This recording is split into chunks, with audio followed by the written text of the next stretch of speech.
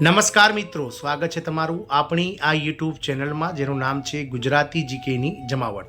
તો supreme court દ્વારા ગત વર્ષે એક અતિ મહત્વનો ચુકાદો આપવામાં આવ્યો હતો, જેમાં કોન્ટ્રાક્ટ કર્મચારીઓની તરફેણમાં નિર્ણય આપતા સુપ્રીમ કોર્ટે જણાવ્યું હતું કે કોઈ પણ કર્મચારી 5 વર્ષ કે તેથી વધારે સમયથી એક જ હોદ્દા પર એટલે કે એક જ જગ્યાએ નોકરી કરતો હોય તો તેને કાયમી કર્મચારી જેવા લાભ મળવા જોઈએ. ત્યારે સરકાર દ્વારા હવે કોન્ટ્રાક્ટ કર્મચારીઓ માટે સુપ્રીમ કોર્ટે ફરીથી એકવાર મહત્વનો ચુકાદો આપ્યો છે.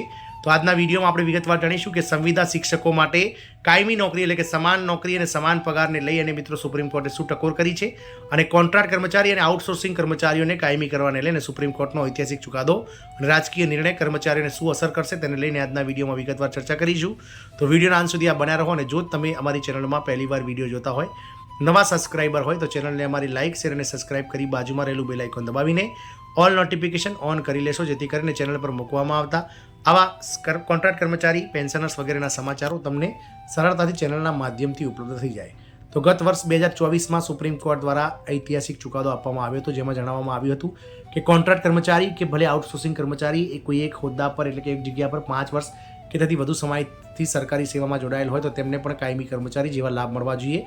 આથી હવે સંવિદા શિક્ષકો માટે પણ મિત્રો કાયમી નોકરી અને સમાન પગારનો અધિકાર આપતો સુપ્રીમ કોર્ટનો રાજકીય નિર્ણય જાહેર કરવામાં આવ્યો છે. ભારતની શિક્ષણ વ્યવસ્થાને મજબૂત બનાવવા અને શિક્ષકો માટે જાણકારોને સુરક્ષિત કરવાની દિશામાં સુપ્રીમ કોર્ટ દ્વારા એક ઐતિહાસિક નિર્ણય આપવામાં આવ્યો છે.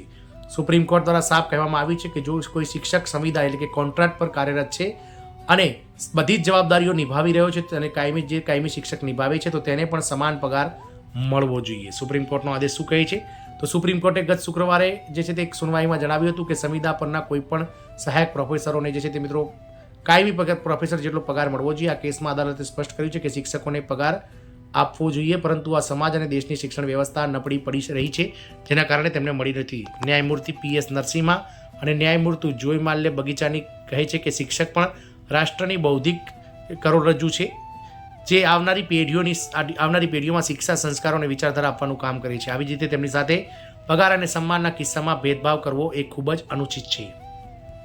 શિક્ષકોની ભૂમિકા કેમ મહત્વપૂર્ણ છે? સુપ્રીમ કોર્ટે તેમના આદેશમાં કહ્યું છે કે એક શિક્ષકે ફક્ત વાંચવાનું કામ નથી કર્યું, પરંતુ તે આવનાર સમાજની એટલે કે ભવિષ્યની દિશા અને દશા બંને નક્કી કરે છે.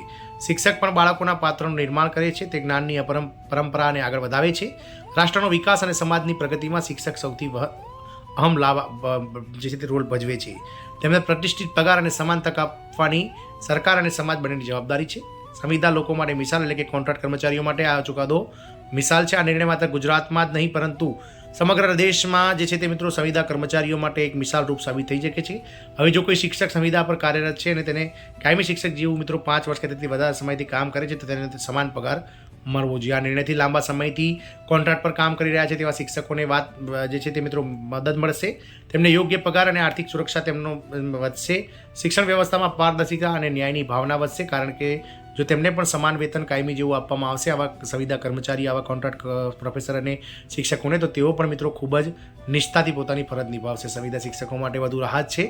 આમ ગુજરાત હાઈકોર્ટ અને સુપ્રીમ કોર્ટે ગુજરાતના કેટલાક શિક્ષકોને લઈ અને સંવિદા શિક્ષકો માટે મહત્વપૂર્ણ ચુકાદો આપ્યો છે. આ ચુકાદાથી દેશભરના અલગ અલગ વિભાગો હોય, ભલે તે કેન્દ્ર સરકારના હોય કે રાજ્ય સરકારોના હોય, જેમાં લાખોની સંખ્યામાં જે સંવિદા કર્મચારી, કોન્ટ્રાક્ટ કર્મચારી એટલે કે આઉટસોર્સિંગ કર્મચારીઓ કામ કરી રહ્યા છે, તેમના માટે આ નિર્ણય મહત્વપૂર્ણ છે. કારણ કે ગત વર્ષે સરકાર દ્વારા, સુપ્રીમ કોર્ટ દ્વારા વર્ષ 2024માં પણ આ ચુકાદો એક કોર્ટ તરફેણમાં આપવામાં આવ્યો હતો કોન્ટ્રાક્ટ કર્મચારીઓની, અને આ વખતે પણ કોન્ટ્રાક્ટ કર્મચારીઓની તરફેણમાં સુપ્રીમ કોર્ટે ચુકાદો આપતા સ્પષ્ટ કર્યું છે કે સુપ્રીમ કોર્ટે એવું કહ્યું છે કે કોઈ પણ કર્મચારી અને શિક્ષક જે છે તે મિત્રો કાયમી શિક્ષક જેટલું જ મિત્રો નોકરી કરી રહ્યો છે તે પદ ઉપર તે છે અને ઘણા લાંબા સમયથી તે પદ ઉપર તે આ સંવિદા એટલે કે કોન્ટ્રાક્ટ તરીકે કામ કરી રહ્યો છે, તેને પણ કાયમી શિક્ષક જેટલા લાભો મળવા જોઈએ. જોવાનું એ રહેશે કે સુપ્રીમ કોર્ટે ટકોર કરી છે કે સરકાર કાયમી કર્મચારીઓ જેવા લાભ આ કોન્ટ્રાક્ટ કર્મચારીઓને આપે, તેને રાજ્ય સરકારો ક્યારે અમલ કરે છે એ તો સમય જ બતાવશે.